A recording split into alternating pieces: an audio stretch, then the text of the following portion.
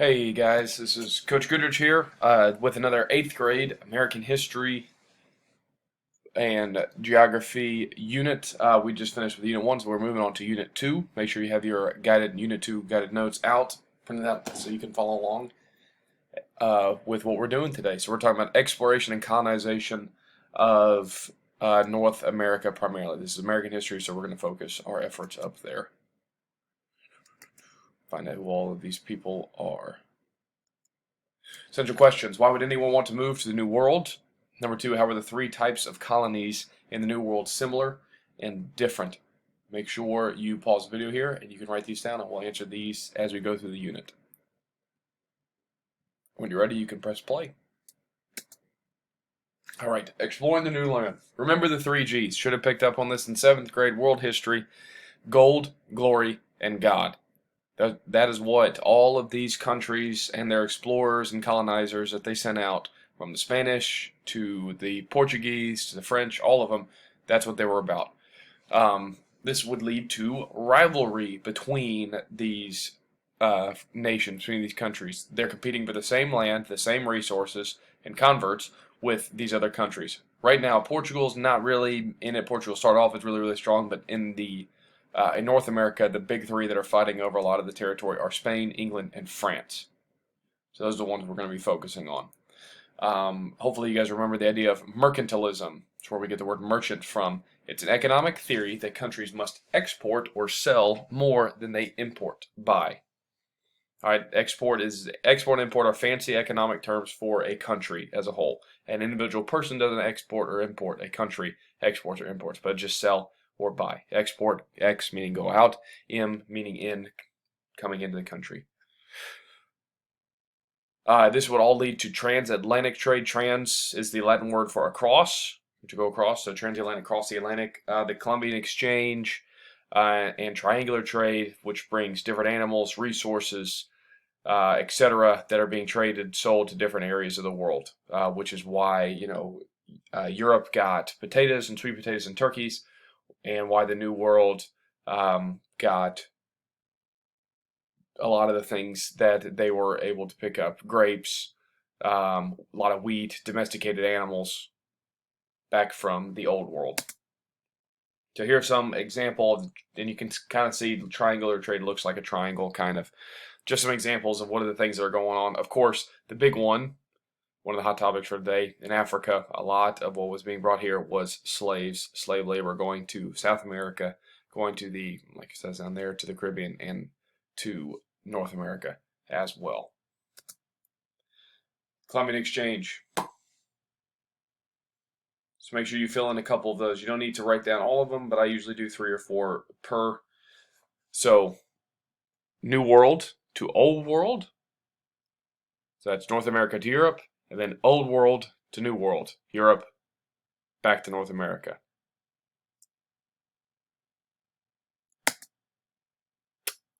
There we go. Actually, I don't need to use a page in the book because you are going to be using this PowerPoint. Let's go in that way. Like I said, let's do 5 each, from New World to the Old World. So that's the top arrow, and then from the Old World to the New World, which would be the bottom arrow on that. All right, here we go. History. Early trips to the new land. We are not going to talk about the potential Vikings and Norsemen that might have or might not have settled in the New World, like as far up, very far up into Greenland and Canada before all of this. Yes, there's a very real possibility that happened, and that is becoming more and more prevalent. But your textbook starts off with Columbus, so that's what we're going to talk about. 1492, Columbus sailed the, hopefully you said, ocean blue. Ocean blue. We all know that rhyme. But Columbus didn't technically land at what we would consider North America. He landed in the Caribbean, in the Bahamas, and that was only the first time. He made 4 trips there.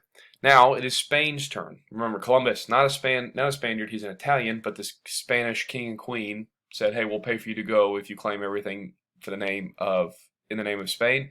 So he said, "Okay, this is my only way," so he's going to do it. Spanish conquistadors, that soldier, explorer, conqueror, all mixed into one, pushed first in the Caribbean region, eventually into Mexico, and then worked their way from Mexico into the lower portions of what is now the United States. You guys will get to watch that soon, with Andy Griffith narrating the story. I think it's pretty funny. In 1513, conquistadors led by Juan Ponce de Leon pushed up from Mexico and into Florida. They called it Florida because they arrived shortly after Easter Sunday, which the Spanish called Pascua Florida, or the Feast of Flowers. They called the new land La Florida, but then later left, driven out by some of the natives there and the climate. St. Augustine, September 8th, 1565, is the official founding date, is the oldest continually inhabited city in the continental United States.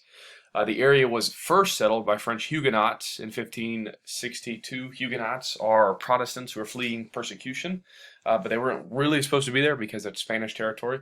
So Spain, when they found out that they were people from France there, they sailed there, killed them, and then set up their own town. That's where we get St. Augustine. More Italian explorers, there are a lot of them. In the early 1500s, Amerigo Vespucci made several trips to the Americas and realized that they were not a part of Asia. Eventually, a German cartographer, which means map maker, published his travels and named the new land America after Amerigo. America. So, Vespucci's route starting down here near Costa Rica, maybe coming up in Honduras. We're not really 100% sure, but sailing throughout the Gulf of Mexico to make that map out. All right, so now that we are exploring it, let's talk about some of the people that can actually go and begin to settle there, because exploring it is one thing, but you can't make money just exploring. So who can go? You got joint stock companies that allowed several investors to donate money in support of a colony that would in turn yield a profit. An example of this would be given by the Virginia Charter to the Virginia Company. In 1606, King James granted a charter to the Virginia Company saying, okay, yes, you are allowed to go over there and set up a colony as long as you give your stockholders, your fundraisers, the people that are like in charge of the company, the people that are giving you money to start this, would get 4/5 or 80% of all the gold and silver found in this new colony. So, sound like a good start. You got a group of people, you have an official government document saying that you can do it, and you got people that are raising money for you. It's a good start. The Virginia Company, led by Captain John Smith, arrived to the new land in April of 1607. They arrived at Jamestown, Virginia, or at least they called that spot Jamestown because of the king, and Virginia because of the queen. And Jamestown became the first permanent English settlement in America, like it says down here. First permanent English colony. And there's John Smith.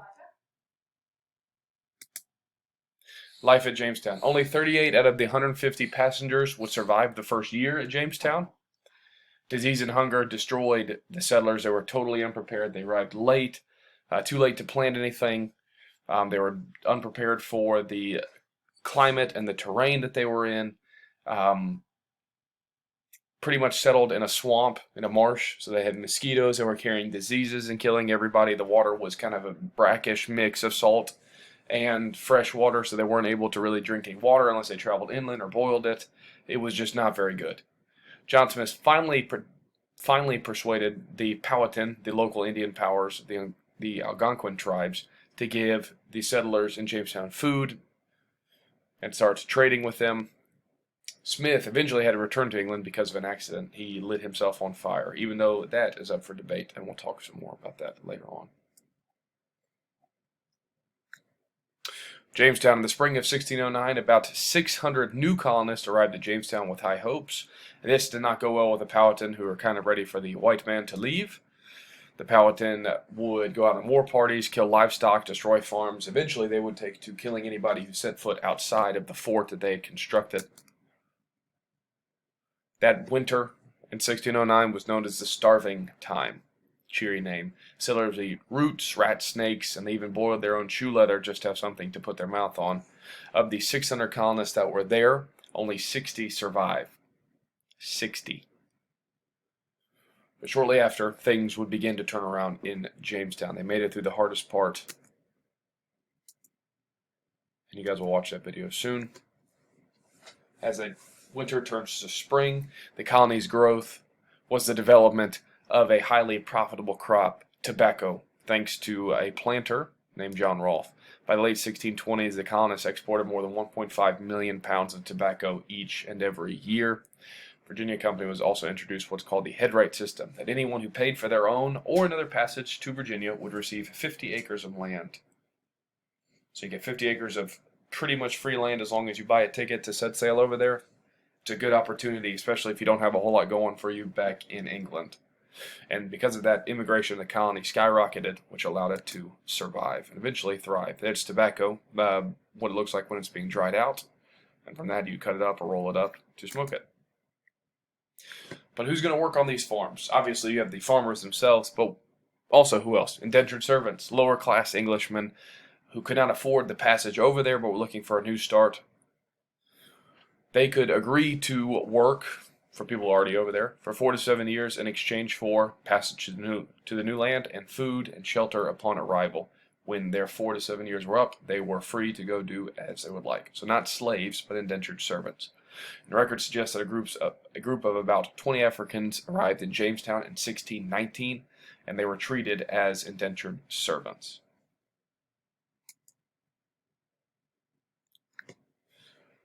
But the good times do not stay very long. Fighting between the nearby Indians and the settlers in Jamestown increased through the years. In 1675, a bloody clash broke out between the Native Americans and the frontier settlers. Frontier settlers were the poor whites who could not afford to stay inside the fort or live close to the fort. The frontier settlers begged that then Governor Berkeley for military support, but he refused. He only really cared about the wealthy plantation owners and only acted on their behalf.